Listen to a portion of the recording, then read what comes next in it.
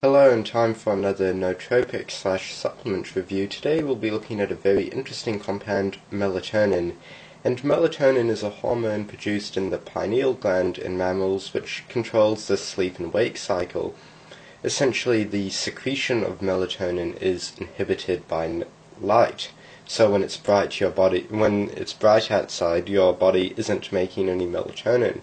However, when it gets dark, your body is free to start making melatonin, and this melatonin causes drowsiness and makes you go to sleep, essentially.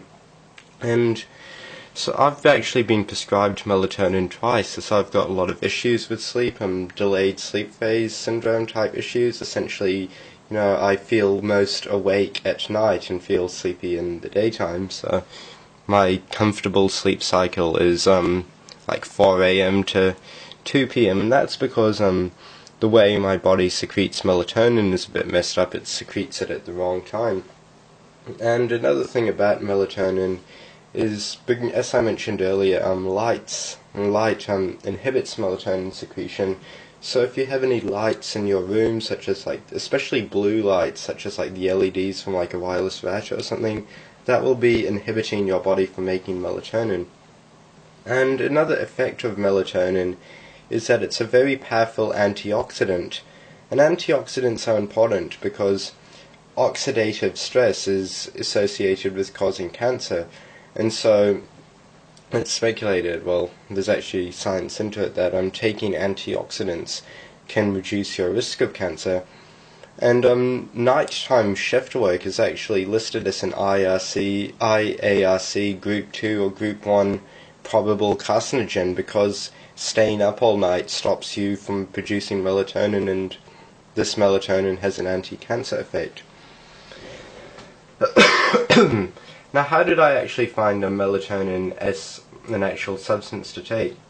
Well, I've been prescribed it twice for sleep, and I found that an actual sleep aid, it doesn't always work that well. You do start feeling waves of drowsiness, but if you get distracted and being all ADHD, I'll be too busy playing on my computer or something, those waves will soon disappear, and then you'll end up actually almost feeling a bit stimulated. So with melatonin-induced drowsiness, you can only really get sleep while it's hot. Another effect I noticed of melatonin is that it's a known fact that in higher doses, particularly around 20 to 30 milligrams, melatonin's usual dose as a supplement's around 1 to 2 milligrams.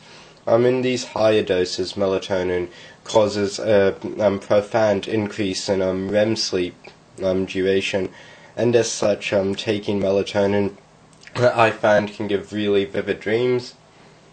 And so this is especially enhanced if the melatonin is mixed with aniracetam or one of the other nootropics. So this is the bottle of melatonin. Once again, I labeled the bottle myself. It's that nice amber glass bottle. And as per usual for supplements, it comes in one of these, if I can get it out, foil baggies. I got it from the seller BYOBSS, which is Build Your Own Blend. And I got 5 grams of it for $6.90 US, plus $5 shipping. Now that is actually a remarkable deal, considering that melatonin is active in around 1 milligram. You've got anywhere from about 2,500 to 5,000 hits. And in where I live, melatonin is a prescription drug, but it's not subsidized, and so to get 31 milligram pills, I end up paying $30.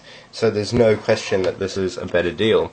But being prescription medicine, if you need to check your local laws, since it is usually an offence to import prescription medicine. With something like melatonin, they're just going to send you a warning letter, a so-called love letter, but it is still something which, is a criminal offence, and on the statute they do have a maximum of 3 months jail or something for importing prescription medicine. But I'd say, they're not going to really care about someone importing a little bit of pineal gland hormone. They're more going to be, concerned about people importing anything sort of hedonistic or fun, that I'm sure they'd be less happy if I was ordering like 5 grams of zolpidem powder or something. So with melatonin, since I mentioned that it's a really potent compound, you're going to need something like this to weigh it at. You're going to want a decent milligram scale, so something like this. But the supplier was good. What he sent me, if I can find it in my drawer, is a micro spoon. So you look at how tiny that spoon is. And this weighs at about 5 milligrams of melatonin powder. But so if you don't have a scale, you could probably get away with using one of these spoon things and just putting it into like a capsule like that. But melatonin, a good thing about it is, despite being a very potent compound, it is very non-toxic. They've done a study where they actually gave humans 1 gram of melatonin every day, which is 1,000 times more than what you need. And they found that the only, side effect they got, which was drowsiness, big surprise there. But another study in rats found that long-term use of ridiculously large amounts of melatonin was associated with retinal damage. So yeah, I definitely, wouldn't want to be taking more than about like 10 milligrams a day. Because I found an interesting effect of melatonin, which is when I'd take large quantities of it. Like I remember one time as an experiment, I wanted to see if it would give me a lucid dream. I took about 20 milligrams of it. I had to down 20 nasty little 1 milligram melatonin pills, and I found I felt quite depressed the next day. Like I had gotten a bit upset about something, so I ended up kind of screwing up this trigonometry test, and I was like unusually upset about it, like properly depressed about it. It's usually I'd be pretty nonchalant about something like that. And what I think that is because of the melatonin enhancing REM sleep activity, hyperactivity of REM sleeps associated with depression. So melatonin may actually cause depressive symptoms if you're taking excessive amounts of it. However, there's, according to Wikipedia at least, melatonin in smaller quantities is actually got an antidepressant effect. It's also said to have a nootropic effect, like with learning and memory. And another reason which I'm taking it is that being a potent, I also take dexamphetamine, which can affect the sleep. And melatonin's a potent antioxidant, and with the drugs like amphetamines, they put a lot of oxidative stress onto the body. And so that's why if you're taking something like methylphenidate, Ritalin, or dexamphetamine, or even if you're actually taking like a street amphetamine like meth or something, you definitely want to actually be taking some melatonin to actually sort of act as an antioxidant. And also, if you're like me and you're staying up all night, you're not, sitting in front of your computer all night, all the light from your computer is going to be suppressing your body from producing melatonin, and this melatonin, won't be there to help, protect your DNA from oxidative stress. So you'd want to take some melatonin there to reduce your stress on your body, such as like your risk of cancer and other things.